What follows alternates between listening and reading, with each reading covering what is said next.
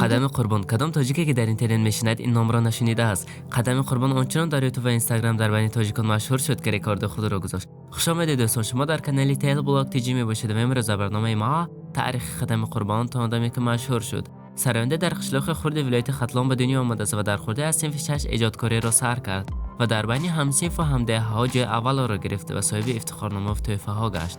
انا این بود که در دل حافظ آینده شوق و هوس پیدا کرد. راه بسیاری طی کرده و خودآموزی و مهنت‌های زیاد سبب شدند که حافظ را این گونه مشهور کردند.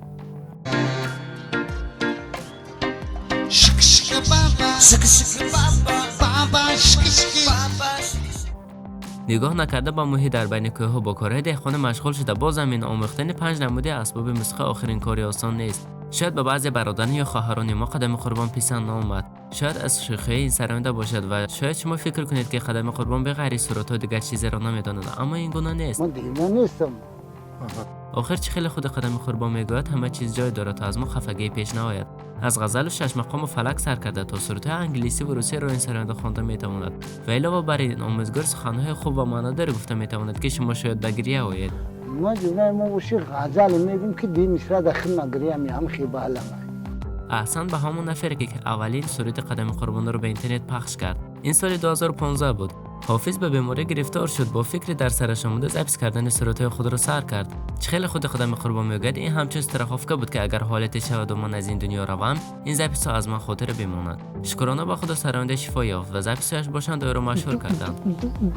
اساس مخلصان این سرآینده در اینستاگرام و یوتیوب میباشند. این مرد مشهور شد و خود نمیدانست که چگونه مشهور شده است. چه خیلی خود میگوید من نمیفهمم تریش ازش یوتیوب نتای اینستاگرام خیلی میگن موش همه نمیفهم. قدم قربان اساس سرودهایی را که در تلویزیون تماشا کرده است گرفته نوشته، بعد با یک نمود دقت جلب کننده میخواند و چه خیلی خود میگوید معنایش را تماما نمیفهمم.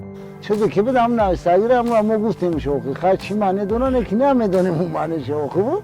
نگاه نکرده به این قدم قربان مخلصای زیاد دارند، با این دلیل کلیپ هستند که میلیون ها پراسماتر و هزارها لایک گرفتند.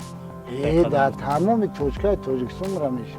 البته اگر سرود دقت را جلب کرد یگان نفر فکر معنایش را میکند.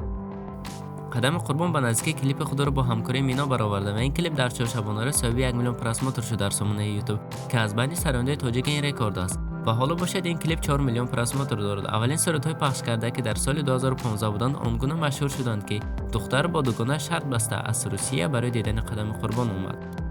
خیاک این دیگر تاریخ را دارد. اما تاریخ قدم قربان تا آدمی که مشهور شده و ما با شما تیل بلاگ تیجی تا برنامه نوبتی خوش باشید.